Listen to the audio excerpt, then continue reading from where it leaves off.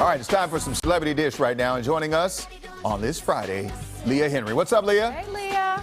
Hello, Your Grace. I actually caught up on Bridgerton. I told you I would do my homework, and now I'm here. Look at you, Big C. I can see the sophistication, the bougie, all of that coming. The accents changed. It'll do that to you, girl. Did you say at the beginning, did you say Your Grace? Your Grace, yes. Oh, wow, okay. Yes, Your Lord Grace. Wisdom. Good day. Happy Friday. Hello, DC. The accent's pretty good, actually. Acquainted to be here. All right, well, before we get into that, let's get into this story here. The widow of the late soul singer Sherrick is clapping back at Wendy Williams after Wendy accused Sherrick of sexual assault. Now, if you're late to this, Wendy has a TV movie coming out about her life, a biopic, and she told reporters ahead of its premiere that Sherrick date raped her before one of his album release parties back in the 80s.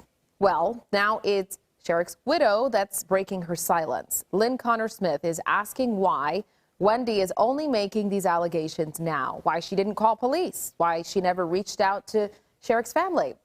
Sherrick died in 1999, and there is, of course, a lot to unpack here, y'all. So, Leah, what say you? Well, I mean, like, let's be real. I think that, the family's problem is he can't defend himself. And, Wendy Williams spills her business and anybody else's business for that matter all the time. So why now? But the reality is that she's the victim, right? And that's going to victim blaming. You can't tell a woman when to share her story or when she's been assaulted, when she should come out and say something. And if I'm going to tell a story about my life and I'm going to be honest and I'm going to put it all out there, when I get my biopic, I'm going to do it. So honestly, I get the family, his children, his ex-wife, like I get it. But at the end of the day, you can't tell a survivor of assault when to tell their story. Yeah, I was thinking the same thing. We know of victims who don't come forward till years later or never come forward, right, for whatever reason. And so, I understand the family probably would have wanted to ask Sherrick questions or something like that. But yeah, you can't get on her for the timing of it all. Also, I don't see that Wendy would have anything to gain from lying about this, right? It just doesn't make sense that she would just randomly lie about this. So yeah, it seems to me like it might be victim blaming. Yeah, well, I wonder though if Leah, if it has more to do with, or if it has a lot to do, not more, but if it has a lot to do with the messenger, with Wendy and how she conducts her business, if that's a big factor as well. Mm. Well, and they said that they never knew. I actually got the opportunity to talk to Wendy Williams, and I was in the press junket when she actually spoke about it, because in the biopic, she doesn't actually name him.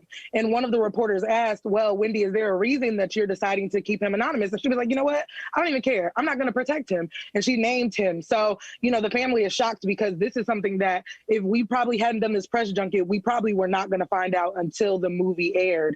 So, I mean, I don't think it was her job. I don't think she was necessarily trying to drag him at first, but then when people started to ask, she didn't feel the need to protect him, and it's her story to share. Okay, all right. So Leah, let's stay on this topic because you saw the new Wendy film.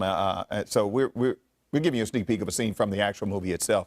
So take a look, and then we want your thoughts on the movie. All right, let's take a look. That's one of my favorite songs this year, from one of Uptown's finest.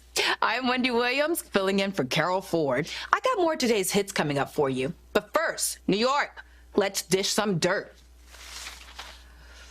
So word on the street is the duo might actually be lip-syncing over other people's voices, which is scandalous. Because they just recently won a Grammy for Best New Artist. And according to Page 6, did you know that their real names were Pilatus and Morvan? All right, Leah. I mean, listen, I enjoyed the movie because I'm such a radio stan. As a radio girl who was in D.C., I'm standing on Wendy Williams' shoulders.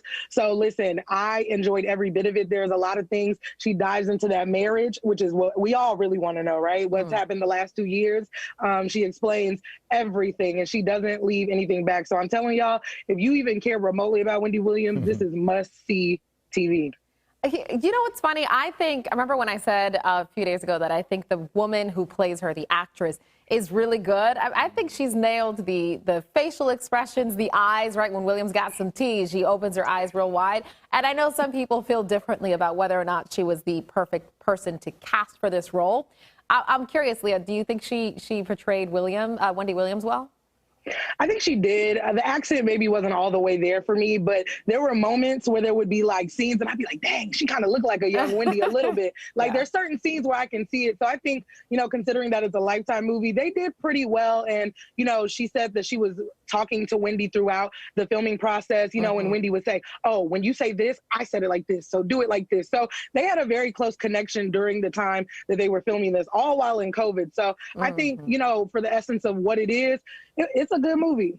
Okay. How did my man Rocco Mari do as the husband? Oh, he did well, but he also told me that he did not obviously have Kevin Hunter's approval or there was no conversation. So he was like, Kevin was hard to find. Like this man literally is nowhere. He lays low. So he had a difficult time trying to find information about him. But, you know, I was scared watching him, so he did a good job.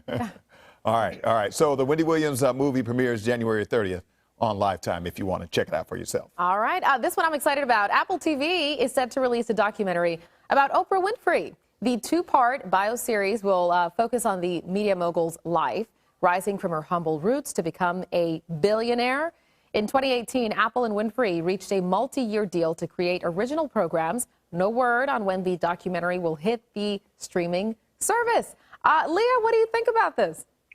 Y'all, I'm putting it in the atmosphere right now. It's always been a dream, and I don't really tell a lot of people this, but it's always been a dream of mine to play Oprah in a biopic. So if you're watching this, I'm here. I'll lose the weight. I'll gain it. I'll do whatever y'all need me to do. I just want to be in it. That's it. Okay. All right. I just want it to be me. That's my mother in my head. So. Okay. Well, you know what, Leah, since you're saying that, I'm going to put it out. I want to be Stedman. I want to be Stedman. So if you can hear me, I want to be Stedman in the bio, okay? Well, then, should I be Gail? Yeah, there you go. All right. We'll just, Oh, yes. we got this all covered. They're gonna come to us and be like, nope. But no, I'm excited about this. I remember a few years ago, I was looking for like an Oprah biography or something, and there are no books, really. I mean, Oprah's pretty open, but there's nothing like this out there. And she has such a fascinating life from when she found her half-sister, and you revealed that on her show. So I'm really interested in seeing this docuseries or documentary with Oprah fully involved in it. Yeah, I wonder if she's going to talk about being from KOS, CISKO, Mississippi, where is also the home of the Martin clan. I'm just saying. I knew you were going somewhere with I'm just that. saying. Okay. You know, he's trying to play a cousin in the biopic. Girl. Absolutely, that's right. So if you go back to Kosciuszko, Mississippi, Well, I mean, it's good because you know how to pronounce it, so that's for starters. That's a start. I wouldn't have got it. All right. Leah, thank you. This was fun. And thanks for the little tea there with Wendy Williams. We're looking forward to that biopic. Absolutely. I bring the lemonade everywhere.